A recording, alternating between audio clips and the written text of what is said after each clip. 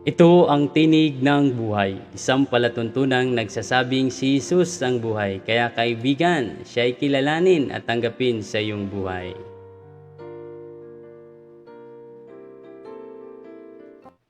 Ang hanap ng maraming tao'y kasiyahan. Akala'y kakamtan pag may kayamanan. Di ligaya'y kaaliwan. Handog nitong mandarayang sanlibutan. Ngunit kamtan mo man lahat ng kayamanan at malasap lahat ng uri ng layang. Iiwan kang bigot, walang kapayapaan.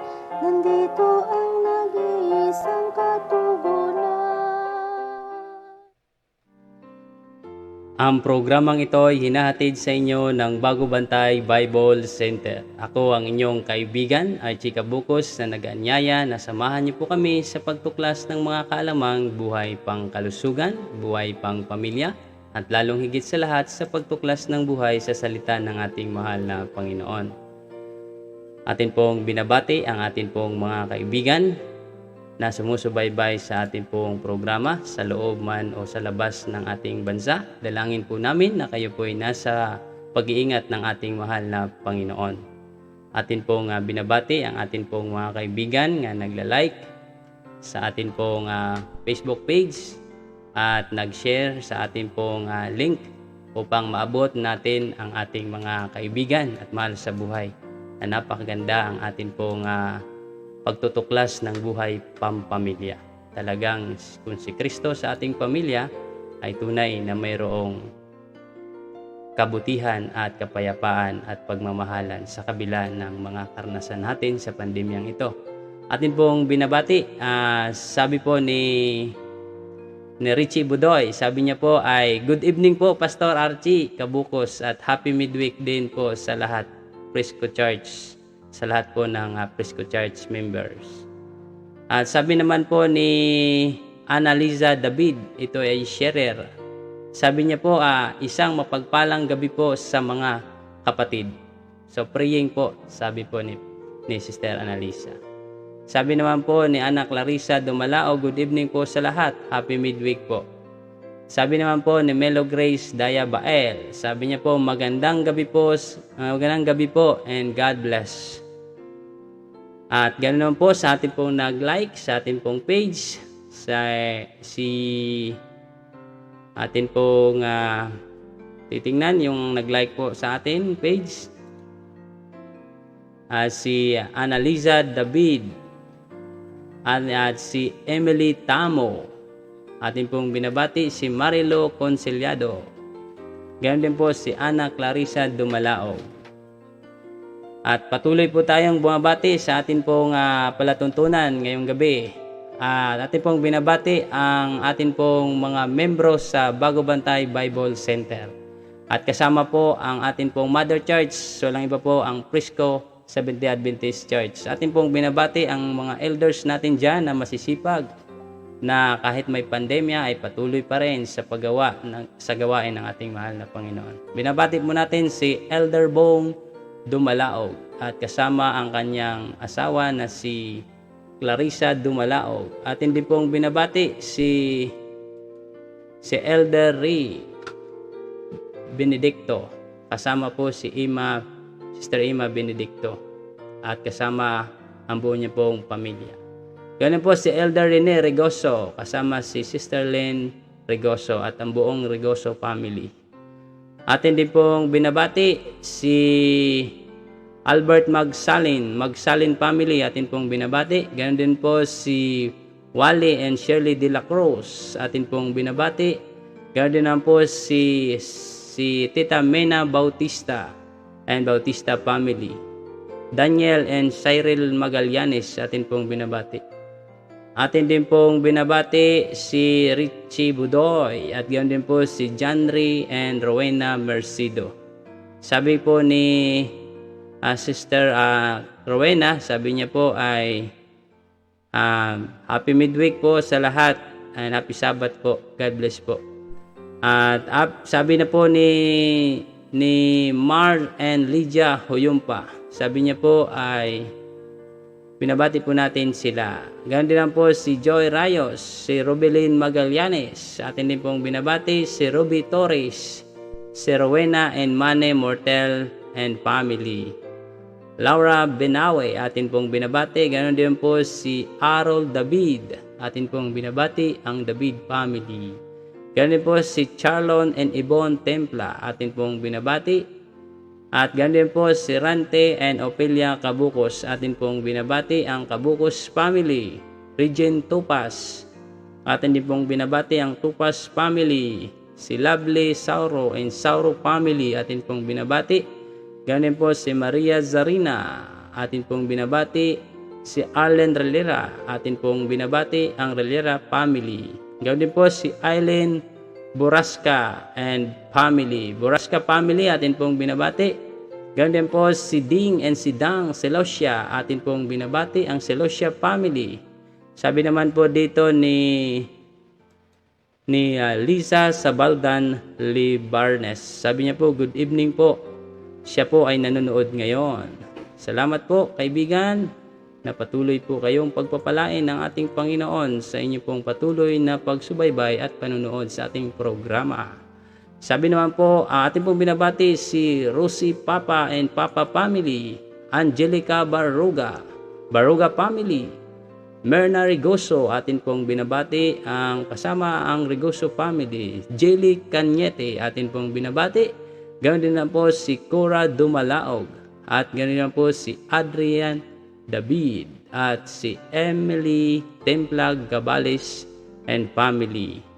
Atin din pong binabati si Larry Armada family. Si Naida Paglinawan.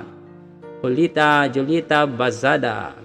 Atin din pong binabati si Adonis Gomez at si Sharon Portu. Ganun din po, sabi po dito ng ating nag-comment sa atin. Sabi po, magandang gabi po sa lahat. Happy midweek po. Happy midweek din sa iyo, kaibigang Rowena Mortel. Atin din pong patuloy na binabati si Faith Ortiga, si George Trigoso. Patuloy po kayo mga kaibigan na mag-like at mag-share sa ating pong page, Facebook page, na upang atin pong maabot ang atin pong mga mahal sa buhay at ang ating mga kaibigan na magkaroon sila ng pag-asa. Atin din pong binabati si Christy sa Tayparan. Atin din pong binabati si Carlo Rigoso, Marilo Conciliado, Arlene Lanuza, Momi Leonica Cano, Ridalyn Pascual, Raquel Gahiba, Rachel Busito, Edison Pagana, Lance Corellino, Michelle Filipi, atin pong binabati. Sabi naman po dito ni Janre Mercido, sabi niya po, good evening po. Good evening din po sa iyo kaibigan. Sabi naman po, atin pong binabati si Daniel Baguio, Erlyn Paras, Marlo Tolentino, Dione Casacchibal, Chrissy Antonio family and Antonio family. Binabati po natin si Alvin Espino and family. At mga kaibigan, kung kayo man po ay mayroon pong mga nais na gustong iparating sa atin pong programa, ito man po ay kahilingan o anuman po ang inyo pong ibig na iparating sa amin, ay kontakin nyo lang po kami sa atin pong Facebook page, sa atin pong mga numero na nakita nyo po sa screen. At kung kayo man po ay mayroong mga kahilingan, ay patuloy po kayong mag-send sa atin pong Facebook page at atin pong ilalapit at idalangin sa Panginoon. Sabi naman dito ni Emily Tamo, happy midweek po sa lahat. God bless. God bless po. At patuloy po kayong tumutok sa ating pong programa mga kaibigan at kayo po ay pagpapalain ng ating mahal na Panginoon.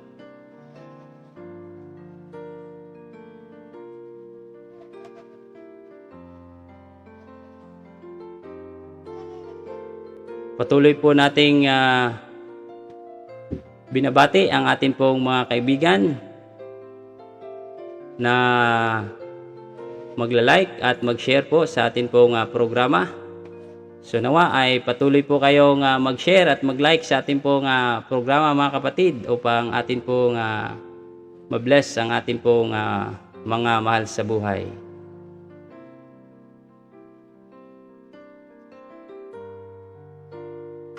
Atin pong binabati ang ating pong asawa, na mahal na asawa, si Cherry Cabukos. Cherry Cabukos, atin pong binabati. At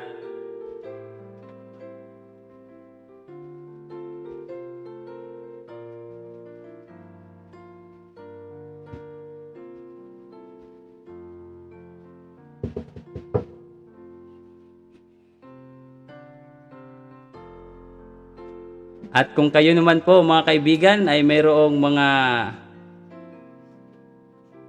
mga kahilingan, at nawa po ay patuloy po kayong sumabaybay sa atin pong palatuntunan, at medyo may technical problem po. Okay po, patuloy po tayo, at atin pong hinanyahan kayo na patuloy tumutok sa atin pong programa.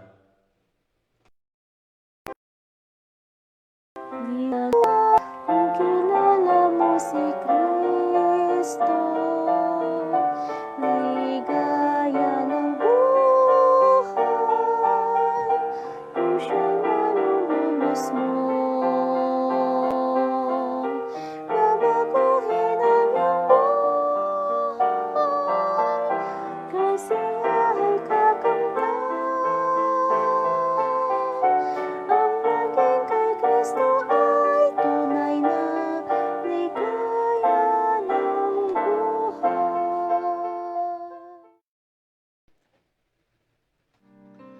Pinupuri po natin ang ating mahal na Panginoon, na Kanya po tayong pinahintulutan sa gabing ito na atin pong tuklasin ang buhay pampamilya. Ng paksa si Kristo sa ating pamilya. Bago po tayo dadako doon sa ating serye, ay atin po munang pakinggan ang ating kaibigan na kanya pong hinanda, si Carmela Mortel, sa kanya pong awit. So atin na pong ibigay ang panahon.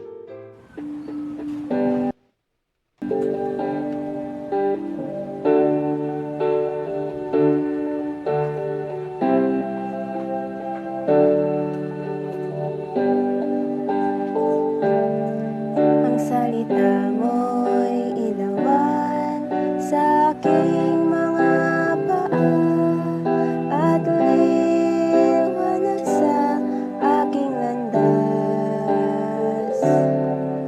Puso ko'y umaawit, labis na ligaya, pagkat si Kristo ang kasama ko sa tuwina.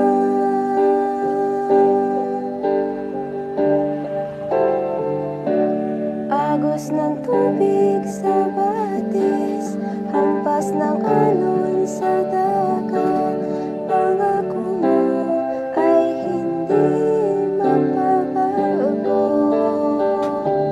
Bulaklak man ay malalanta, langit at lupa'y mapaparang, salita mo ay hindi mapabago.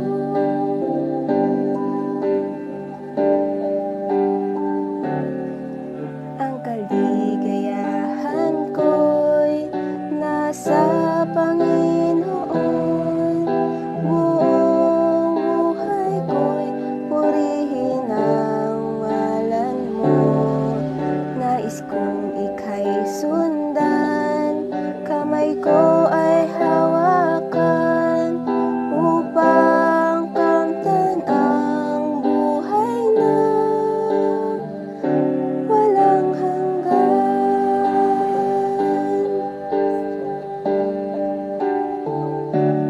Agos ng tubig sa batis, hampas ng alon sa dagat, pangako mo ay hindi mapabago. Bulaklak man ay malalanta, langit at lupa'y mapaparang, salita mo ay hindi mapabago.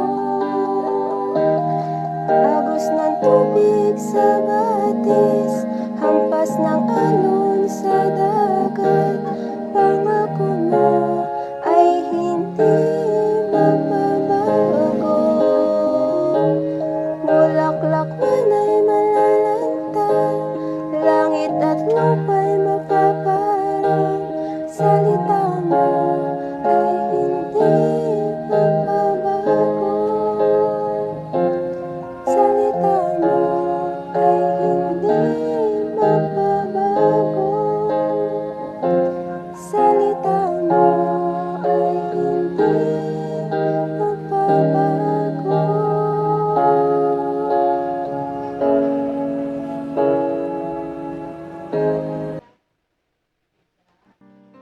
Purihin po natin ang ating mahal na Panginoon sa napagandang mensahe sa awit, at lalo na po sa gabing ito ay atin pong makasama ang atin pong Central Luzon Conference at Sabbath School Director and ASI, na siya po ang magbibigay sa atin ng seryeng Si Kristo sa ating pamilya. At ngayong gabi ay atin pong tutuklasin ang pag-aasawa. So napakaganda. Patuloy ka kaibigang tumutok sa atin pong gabi-gabing pag-aaral, na alam po namin na kayo po ay pagpapalain ng ating mahal na Panginoon. Atin pong ibigay ang panahon kay Pastor Rene Montoya sa kanya pong serye. At ngayon ay atin pong tuklasin ang pag-aasawa. Atin na po ibigay ang panahon.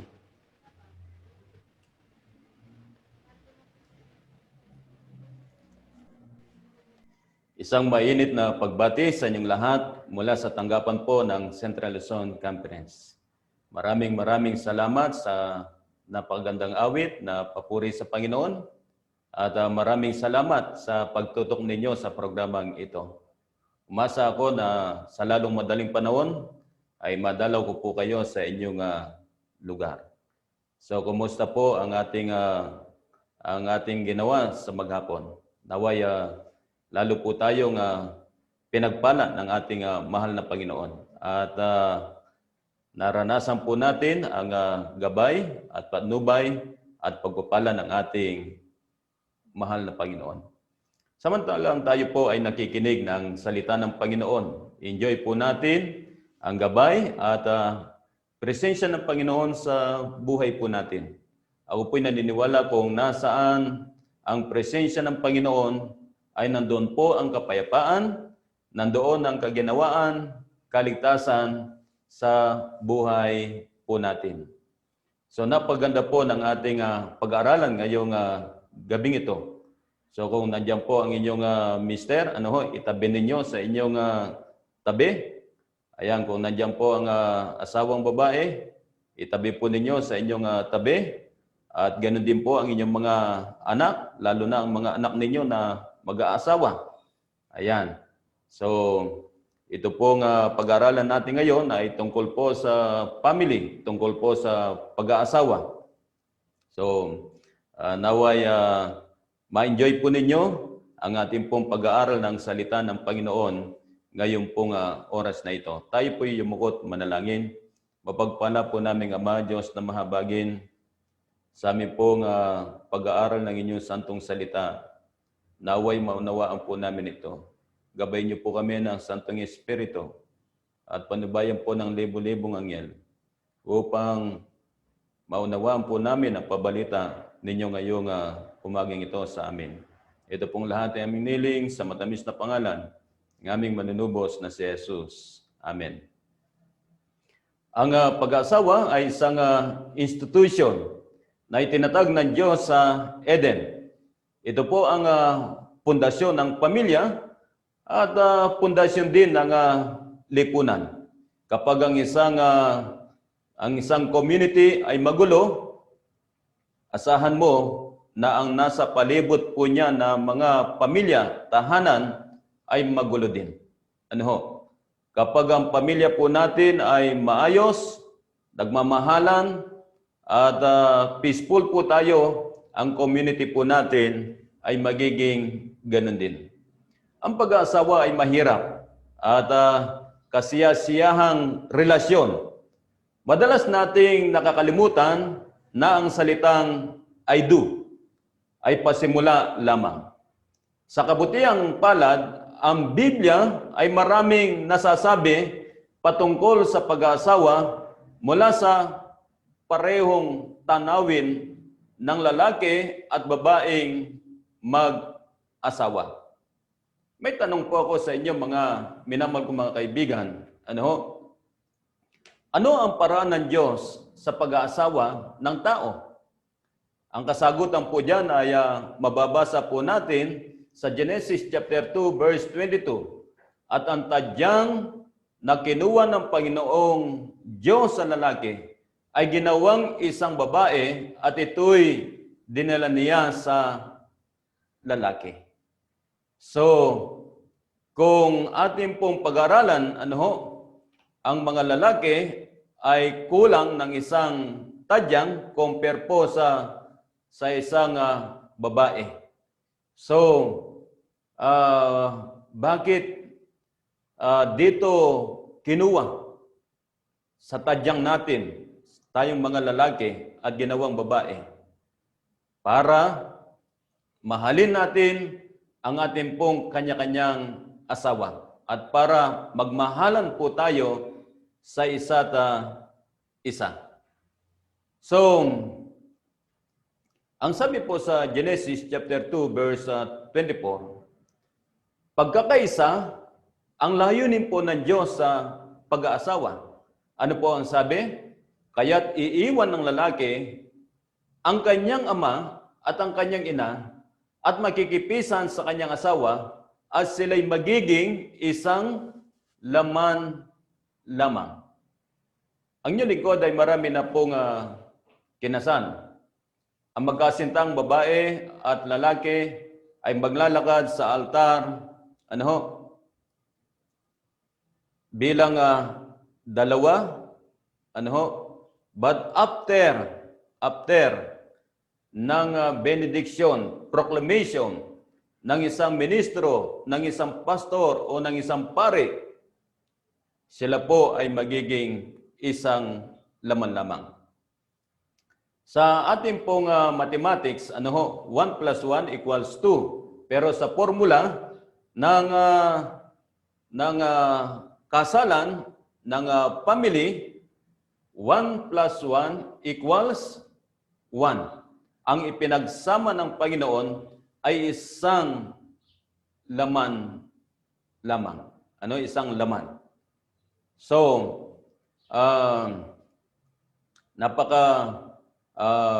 ganda po ng panukala ng ating mahal na Panginoon. Sa pag-aasawa, nais po ng Panginoon na mapagkaisa ang babae at lalaki na magkasintahan at ito ay pangabang buhay. Ang kasalan po ay regalo ng ating Panginoon. Meron dalawang bigay na regalo ang ating Diyos sa Garden of Eden. Ito po ay ang Sabat at ang ikalawa ay ang marriage. So kung ang Sabat ay banal, ang marriage po ay banal din.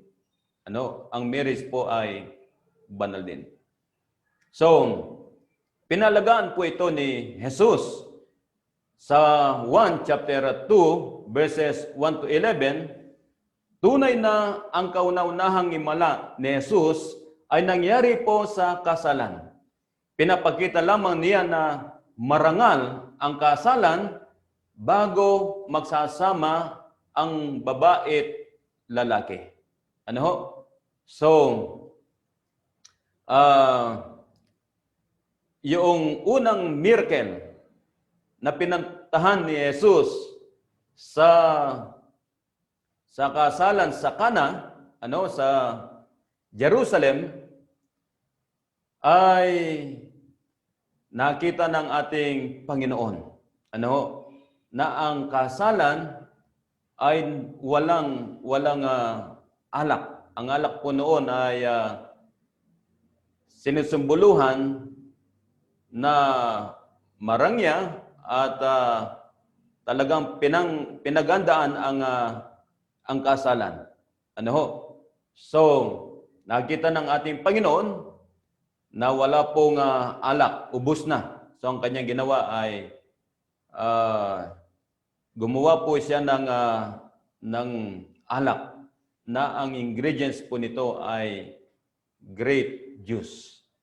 So, sa kwentong ito, tunay na ang kauna-unahang himala ni Jesus ay nangyari po sa kasalan. Pinapakita lamang niya na marangal ang kasalan bago magsasama ang lalaki at babae. Kapag ikaw ay mag-aasawa, sa mga kabataan natin na nanonood ngayon, pananampalataya ay malaking bagay. I-consider po ninyo ang inyong pananampalataya. Kapag ikaw ay born again, kailangan born again din ang iyong mapapangasawa. Kung ikaw ay Catholic, kailangan Catholic ang iyong mapapangasawa. Kung ikaw ay Iglesia ni Cristo, kailangan Iglesia ni Cristo. Kung ikaw ay Seventh-day Adventist, kailangan Seventh-day Adventist din ang iyong mapapangasawa. Ano po ang sabi sa 2 Korinto 6:14 hanggang 15? Huwag kayong makipumatok ng kabilan sa mga di nagsisampalataya, sapagkat anong pakikisama mayroon ang katuwiran at kalikuan, o anong pakikisama mayroon ang kaliwanagan sa kadiliman. So kapag kayo ay mag-aasawa, i-consider po ninyo ang pananampalataya. So, bakit dapat nating i-consider ito? Halimbawa, ako ay member ng Seventh-day Adventist. Yung isa naman ay member ng Roman Catholic. Tinuturo sa mga anak ng lalaki ay tungkol sa Sabat. Tinuturo naman ng nanay ay tungkol po sa Linggo. Ayan. So, ang tatay ay ayaw pakainin ng baboy. Pero ang nanay gusto pakainin ng baboy ang kanyang mga anak. So magkakaproblema po tayo, mga minamahal kong mga kaibigan at mga kapatid.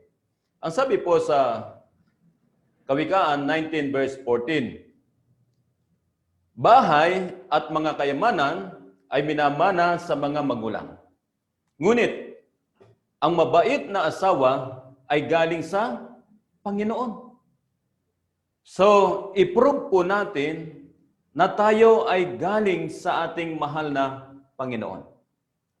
Kung ikaw ay hindi galing sa ating Panginoon, kanino ka galing?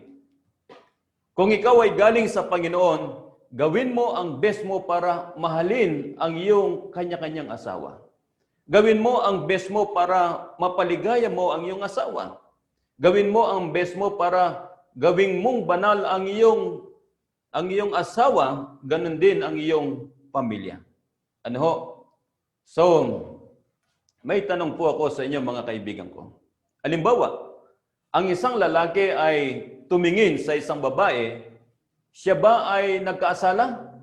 Ano po ang sagot sa Mateo 5:28? Datapwat sinasabi ko sa inyo na ang bawat tumitingin sa isang babae na taglay ang masamang hangad ay nagkakasala ng pangangalo niya sa kanya pong puso.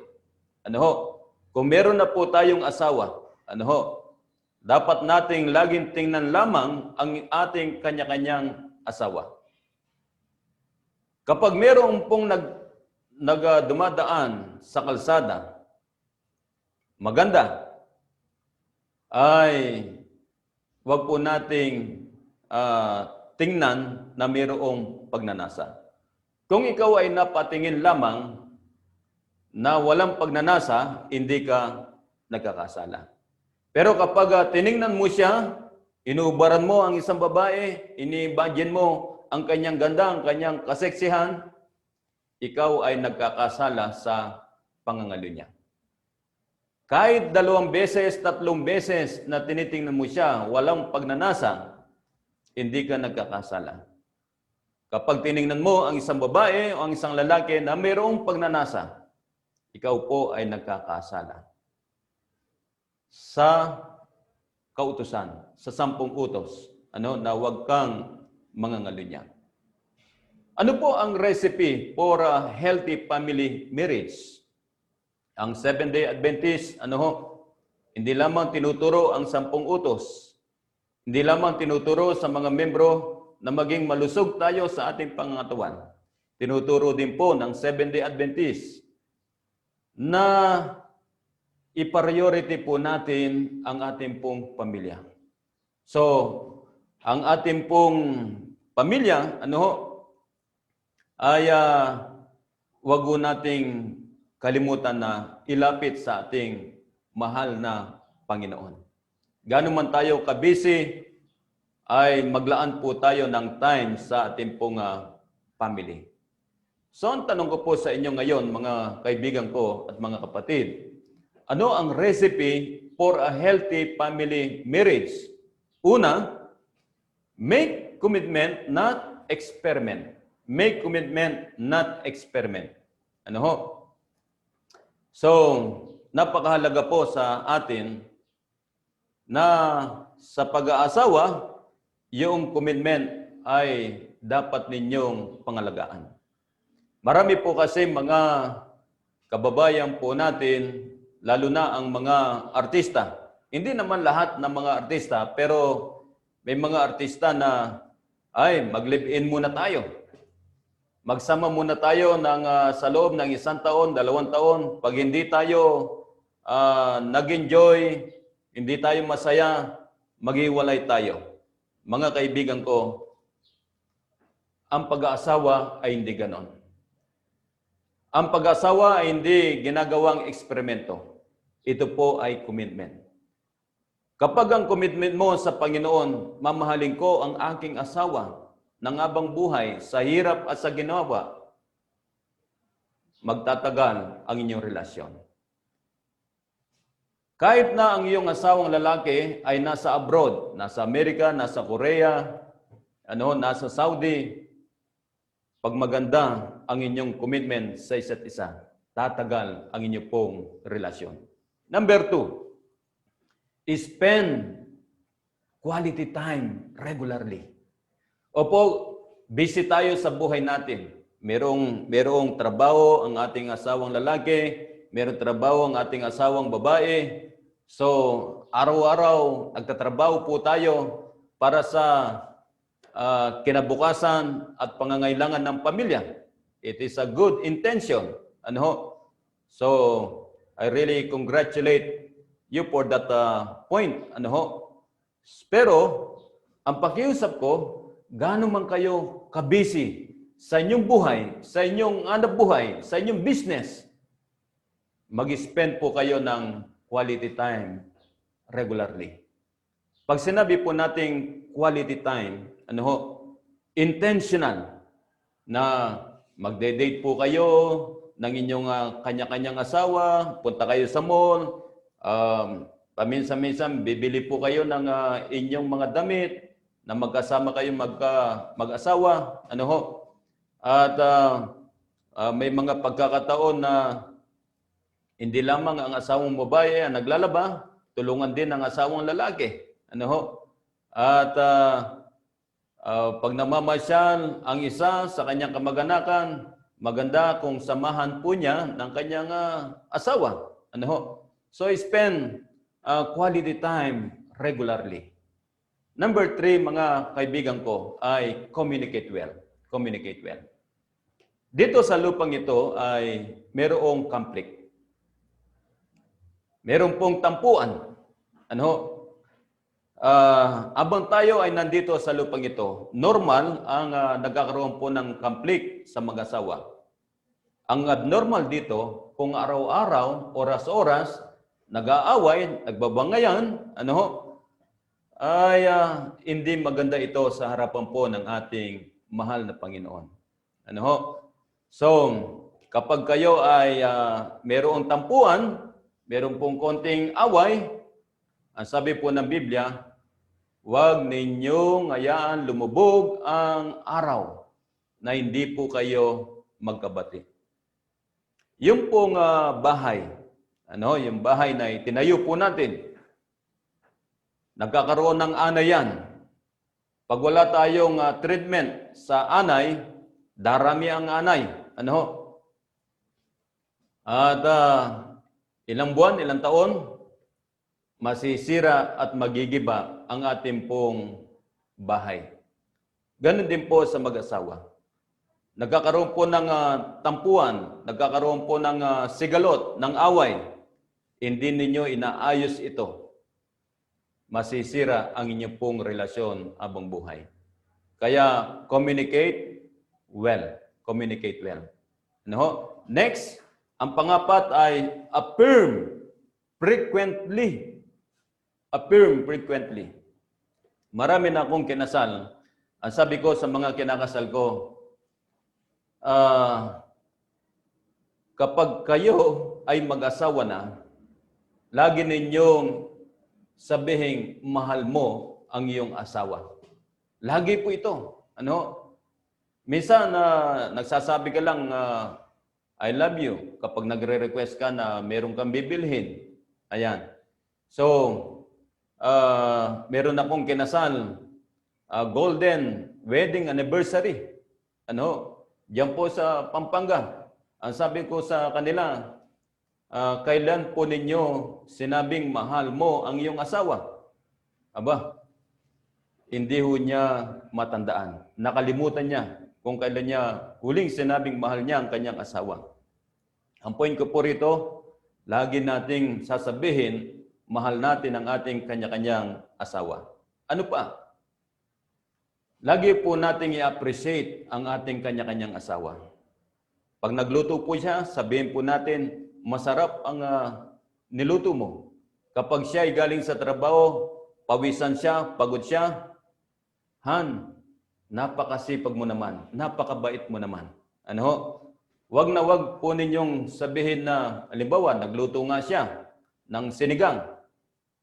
Medyo napaalat. Wag ho kayo magagalit. Napakaalat naman ng niluto mo. Lagi naman ganyan ang niluluto mo. So, wag ganun ang inyong approach.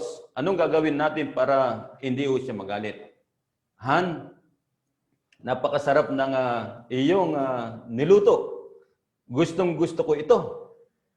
Pero sa susunod na pagluto mo, wag mong gawing dagat. Ayan. Ibig sabihin, bawasan mo ang alat. Ayan. Okay? So, affirm frequently, pagsabi po ng I love you, pag-appreciate, sa ating pong kapartner sa buhay. Ang panglima ay make your home little heaven in earth. No, make your home little heaven in earth. So, ano ba ang larawan ng langit? Masaya, sumasamba, nagkakaisa, nagmamahalan. Yun ang nais ng Panginoon. Na maging tahanan ng mga Kristiyano. Nagmamahalan, nagkakaisa, nagkakatulungan ang mag-asawa. I-gather ninyo ang inyong mga anak. Magkaroon ng family worship. Tuwing umaga, tuwing gabi, at aawit kayo, papuri sa Panginoon, at ang language po ninyo na gagamitin sa inyo pong tahanan ay walang iba kundi ang love. Love. At siyempre, ang pang-anim, invite ninyo ang presensya ng Panginoon sa inyong buhay. Kung nasaan ang presensya ng Panginoon, nandoon ang kapayapaan, nandoon ang kaligtasan, nandoon ang kasaganaan sa buhay po natin. Ngayon, ano ba ang responsibilidad ng mga magulang sa kanilang mga anak? Ang sabi po sa Ephesians chapter 6, verse 4, kayong mga ama, huwag ninyong ipamungkahi sa galit ang iyong mga anak, kundi iyong turuan sila ayon sa saway at aral ng Panginoon. So, inutusan tayo ng ating Diyos, tayo pong mga magulang, huwag nating ipamungkahi sa galit ang ating mga anak, kundi turuan po natin ayon sa saway at aral ng Panginoon. Ang mga anak po natin, paminsan-minsan ay nagkakamali. O hindi lang paminsan-minsan, maralas na nagkakamali. Kailangan pagsabihan po natin sila. Kausapin po natin sila. Kung nagkakamali ang anak po natin, at hindi natin sinasaway, nagkakasala po tayo, mga kaibigan ko. Parang tinetolerate mo. Gusto mo mapahamak ang iyong anak. So ang gagawin po natin, kausapin po natin na hindi po tayo nagkakasala sa ating mahal na Panginoon. Ano ho? Responsibilidad po natin, aralan, turuan ang ating pong mga kanya-kanyang anak. Ano po ang sabi po sa Kawikaan 22 verse 6? Turuan mo ang bata sa daan na dapat niyang lakaran. At pagkat tumandaman siya, hindi siya hiwalayan. Habang bata pa ang ating mga anak, turuan na po natin sila. Gawin po nating banal sila. Ilapit natin si Kristo sa kanila. At turuan po natin na bata pa lamang ay nagbabasa ng Biblia, sumasama na sa family worship. Dadalhin natin sa bahay sambahan pag lumaki na mayroong kabanalan ang iyong mga anak. Tatanda man yan, dala po niya ang turo ng ating Diyos sa kanyang buhay. Ano ho? So, sabi po sa 1 Timoteo, Kapitulo 5, versikulo 8, isa sa mga responsibilidad nating mga magulang sa ating pong mga anak. Ang sino mang hindi kumakalinga sa kanyang mga kamag-anak, lalo-lalo na sa kabilang sa kanyang pamilya, ay tumatalikod na sa pananampalataya. At mas masama pa kaysa isang di mananampalataya. So kaibigan ko, mga kapatid ko, ano ho? Ang sabi po sa banal na kasulatan, mas masama pa tayo kaysa sa hindi mananampalataya. Kung hindi po tayo nagpo-provide ng suporta, hindi natin pinagpaplanuan ang future life ng ating pong mga anak. Kaibigan ko, mga kapatid ko, magtrabaho po tayo.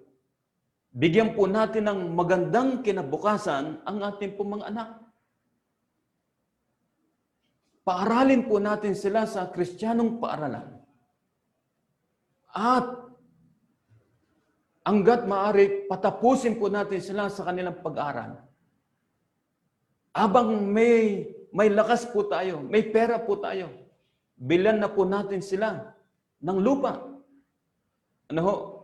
Dahil ang sabi po sa banal na kasulatan, ang sino mang hindi kumakalinga sa kanyang mga kamag-anak, lalo-lalo na sa kabilang sa kanyang pamilya, ay tumatalikod na sa pananampalataya. At mas masama pa kaysa sa isang di mananampalataya. Ngayon, ano naman ang responsibilidad ng mga anak sa kanila pong mga magulang? Ang sabi po sa Exodo 20 verse 12, igalang mo ang iyong ama at ang iyong ina upang ang iyong mga araw ay tumagal sa ibabang ng lupa na ibinibigay sa iyo ng Panginoong mong Diyos. Ang paggalang sa mga magulang ay kasama po ito sa 10 utos. Ito yung utos na mayroong pong promise para umaba ang buhay natin dito sa lupang ito. Igalang po natin ang ating ama at ang ating pong ina. Ngayon, baligtad na. Baligtad na. Dati-dati, ang mga magulang ang nag-uutos sa kanila pong mga anak. At takot na takot ang mga anak sa mga magulang. Abang ngayon, ang nag-uutos na ang kanilang mga anak. At sumusunod lamang ang kanilang mga magulang sa bisyo at kagustuhan ng kanilang mga anak. Marami na pong mga bata ngayon ang salbahe. Hindi na gumagalang sa kanilang mga magulang. Marami pong mga bata ngayon, hindi na nagmamano, hindi na nagpupupo sa mga matatanda. Tayong mga anak, responsibilidad po natin, igalang ang ating ama at ang ating pong ina. Kung ano ang inuutos ay gawin po natin. Maging masipag po tayo sa kanilang harapan. Ano po ang sabi sa Kawikaan, chapter 1, verse 8? Anak ko, dinggin mo ang turo ng iyong ama. Huwag mong pabayaan ang kautusan ng iyong ina. Bilang mga anak, dinggin po natin ang turo ng ating ama. At huwag po nating pabayaan ang kautusan ng iyong ina. Tayo po ay payayamanin ng Panginoon.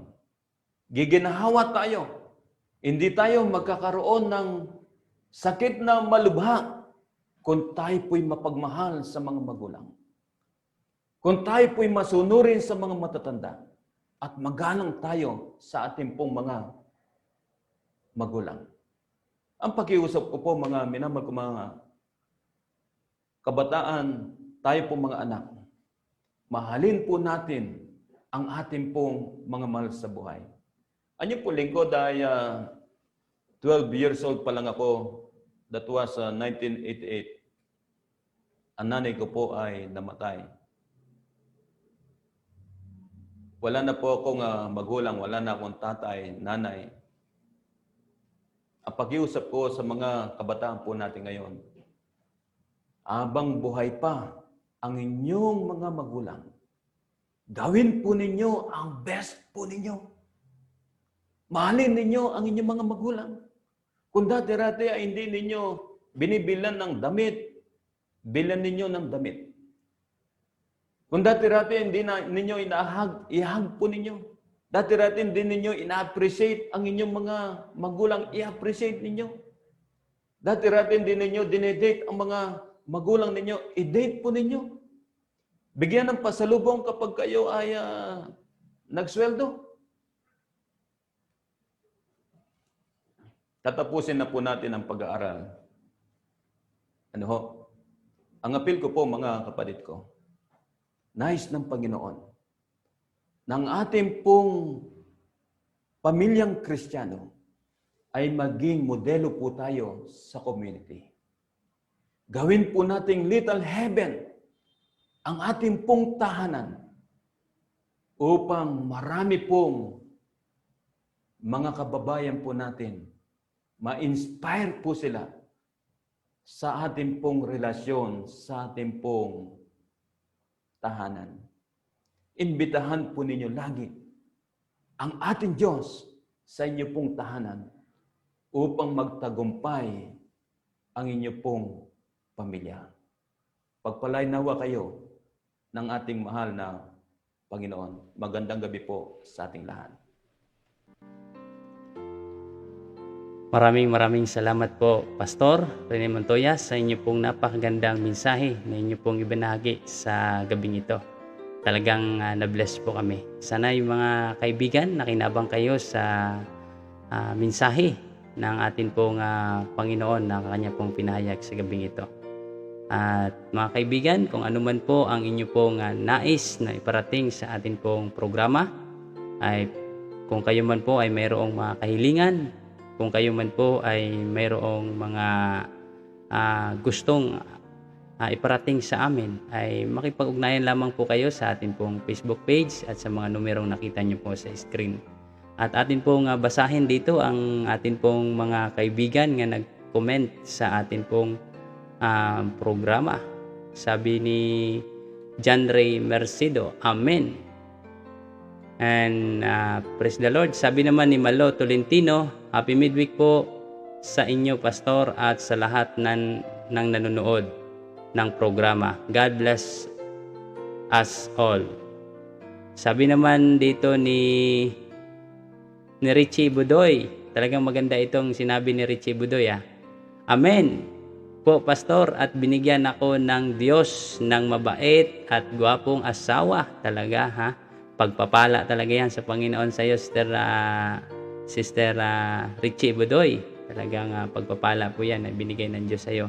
May pero dito. Pero ngayon, pasaway na. Peace sa kanya pong asawa, Mr. Elfran Budoy. So, kaya ganun man po mga kaibigan, ay mayroon man pong pasaway na asawa, ay Sabi nga ni pastor sa atin sa gabing ito ng kanyang mensahe ay yung language ng pamilya ay yung love. So sa love ay mayroon pong pag-uunawaan, pag-iintindihan, at huwag kalimutan na i-invite natin si Kristo sa ating tahanan na upang mapanatili ito, yung pag-uunawaan, yung pag-itindihan sa bawat isa at hindi magalit, kung hindi itindihin at unawain ng ikakabuti ng pamilya. At huwag kalimutan na kapag nandyan si Kristo sa ating tahanan, ay ito'y mapapanatili ang maganda at masayang pamilya.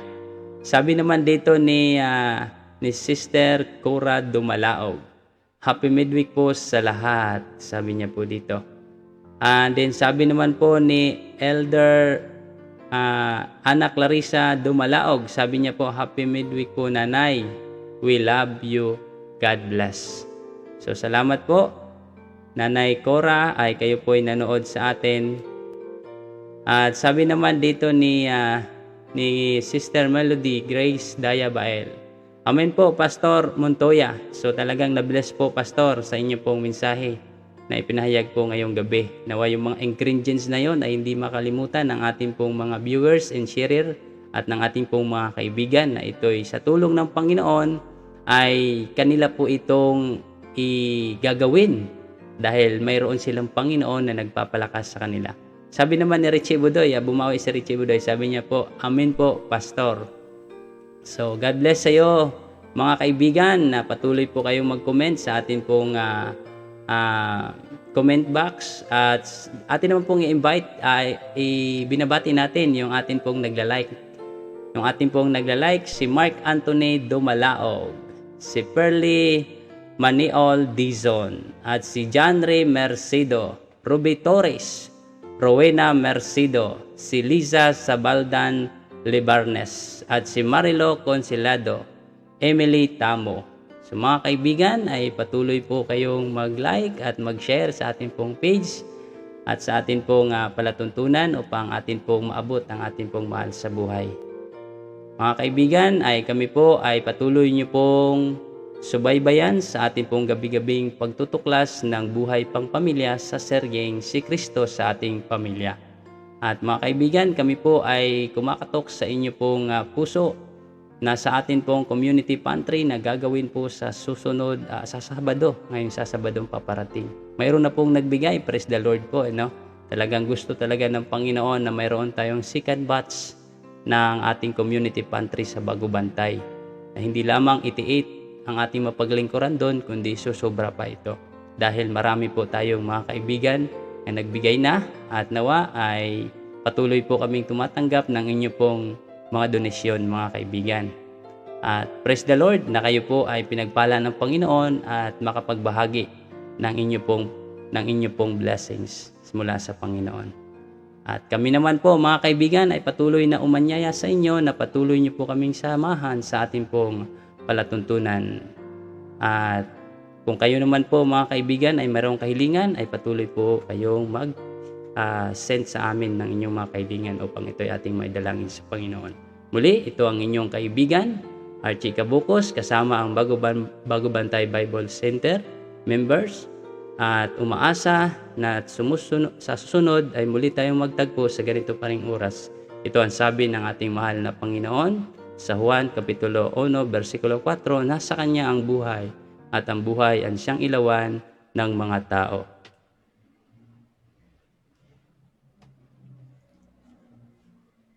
Isang mainit na Ng maraming tao'y kasiyahan, akala'y kakamtan pag may kayamanan, dili kayo